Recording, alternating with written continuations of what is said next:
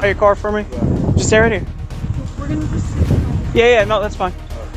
Just stand right here for me. Of course. What's your name, ma'am? Monica. Monica? What happened? Monica, what happened? Just bumped into the car. Okay. Do you have your license, registration, insurance? Can you step out of the car for me? Yeah. Thank you. Are you hurt? Yeah. Monica, what's your last name? Eunice. Eunice? Okay. You trying to go home or something? Alright. Monica, listen, were you drinking anything tonight?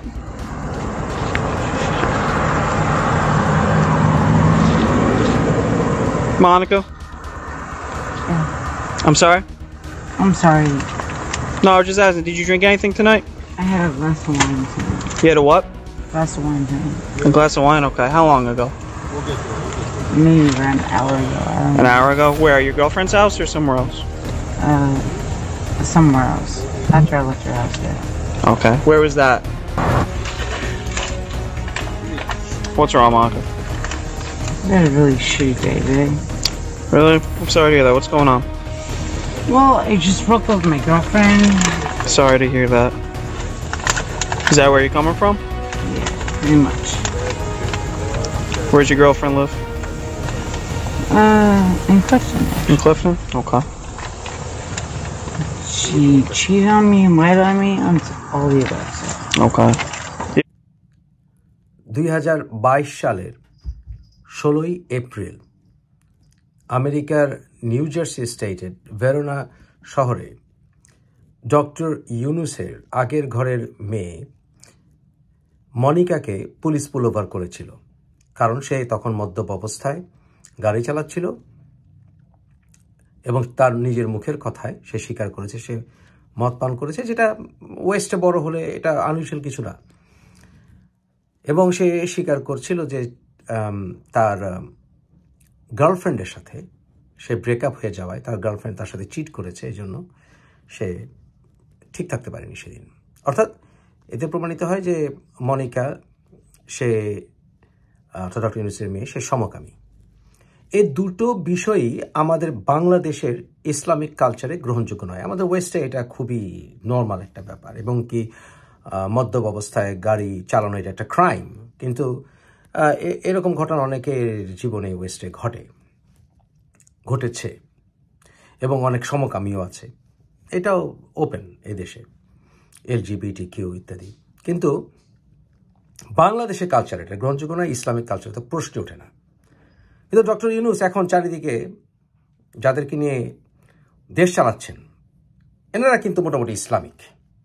Mahfuz, Nahid, যাদের কথা বলেন, সার্জিস, যারা আছে তার সরকারের বাইরে থেকেও সরকার, এরা সবাই কিন্তু আসলে ইসলামিক।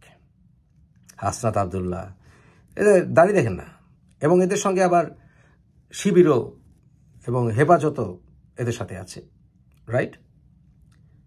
এদের সাথে হিজবুত তাহরিরও আছে। তাহলে আমার প্রশ্ন হচ্ছে, ডক্টর ইউনুস তো সুদ খান, উনি সুদখোর, কম খাক বেশি খাক, এই সকল ক্ষেত্রে এরা কিন্তু অর্থাৎ এই ইসলামিক রাজনৈতিক গোষ্ঠী কিন্তু সমস্যা দেখে না। ডক্টর ইউনুস উনি বলেছেন যে উনি ছাত্রদের দ্বারা সমন্বয়কারীদের দ্বারা উনি নিযুক্ত হয়েছেন। তাহলে ডক্টর ইউনুস নিজের ব্যক্তিগত জীবনে বিফল, যে উনি ওনার মেয়েকে ওনার আদর্শে উনি বড় করতে পারেনি, এই অর্থে বিফল। আমেরিকায় একটা মেয়ে হিসাবে, আমেরিকান মেয়ে হিসেবে সে মেয়েটি বিফল নয়, কিন্তু ডক্টর ইউনুস বিফল যে ওনার আদর্শ যদি হয়ে থাকে, উনি ইসলামে বিশ্বাস করেন, উনি বাংলাদেশি কালচারে বিশ্বাস করেন, উনি পায়জামা পাঞ্জাবি ছাড়া তো চলেনই না, উনি বাংলাদেশকে ভালোবাসেন, কিন্তু ওনার মেয়েকে উনি ওনার কালচারে বড় করতে পারেননি, এটা ওনার একটা বিফলতা। তাহলে এই বিফলতাকে নিয়ে কিন্তু কোনো আলোচনা হবে না, ডক্টর ইউনুস সুদ খান এই নিয়ে কোনো আলোচনা হবে না, এগুলোতে কোনো সমস্যা ইসলামিক গোষ্ঠীগুলো বাংলাদেশে দেখবে না। Hypocrisy, right? তো ডক্টর ইউনুস উনি যে দেশ চালাচ্ছেন সমন্বয়কারীদের দ্বারা, উনি বলছেন সমন্বয়কারীদের দ্বারা নিযুক্ত হয়েছেন উনি। তাহলে ওনার এই সভাসদে মন্ত্রিসভায় যে দুইজন আছে, দুইটা মাল, আসিফ মাহমুদ আর নাহিদ ইসলাম, এই দুই মাল তো সমন্বয়কারীদেরকে রিপ্রেজেন্ট করছে, রাইট? আন্দোলনকারীদেরকে নাকি রিপ্রেজেন্ট করছে, ইয়াং ছাত্রদেরকে রিপ্রেজেন্ট করছে। কিন্তু আমি দেখছি যে ছাত্ররা তো ওদেরকে রিজেক্ট করেছে। এখন এই সমন্বয়কারী ছাত্ররাই ওদেরকে রিজেক্ট করেছে। হাসনাত আব্দুল্লাহ আন্দোলন করে রাস্তায় রাস্তায় ঘাটে মাঠে। সার্জিস সরকারের সমালোচনা করা শুরু করেছে, কিন্তু সরকারের প্রোটোকলেই ঘুরে। এমনকি গণ অধিকারে ওরাও সরকারের সমালোচনা শুরু করেছে। তাহলে এই আসিফ মাহমুদ, নাহিদ ইসলাম ওরা কাকে রিপ্রেজেন্ট করছে? যারা এদেরকে পাঠিয়েছে ওরাই তো এদেরকে এখন রিজেক্ট করে। নাহলে ওরা তো আন্দোলন করার প্রয়োজন হতো না, রাস্তাঘাটে আন্দোলন করার প্রয়োজন হতো না, সরকারকে সমালোচনা করার প্রয়োজন হতো না। তাহলে এরা ফেল, এদেরকে কান ধরে নামিয়ে দিতে হয়। এবং এই যে সমন্বয়কারীরা, ওরা ওদের নিজের বাছাইকৃত রিপ্রেজেন্টেশন পাঠিয়েও আহতদের চিকিৎসা করার জন্য বিফল হচ্ছে। কারণ আহতরা রাস্তাঘাট দখল করছে, আন্দোলন করছে, তাদেরকে টেনে নিয়ে আসতে বাধ্য হচ্ছে। অর্থাৎ এই যে এই সমন্বয়কারীদের রিপ্রেজেন্টেটিভ, তারা সমন্বয়কারীদের স্বার্থের পক্ষে কথা বলছে না, আন্দোলনকারীদের স্বার্থের পক্ষে কথা বলছে না, বা তাদের রোল তারা প্লে করতে পারছে না। তো নাহিদ এবং আসিফ মাহমুদ এই দুই মাল সরকার কি করে? তাহলে হাসনাত আব্দুল্লাহরে বসাও, তাহলে সার্জিস আলমকে বসাও, ওই দুই মালরে বসাও। তো ওই দুই মাল বসলে আবার রনি আরেকটা আছে, ওই মাল আবার চিরাচিলি করবে। বুঝতেছেন ঘটনাটা? বর্তমান সরকার বলে যে আন্দোলনকারীদের উপরে যারা আক্রমণ করেছে, যারা হত্যা করেছে, তাদের বিচার হবে।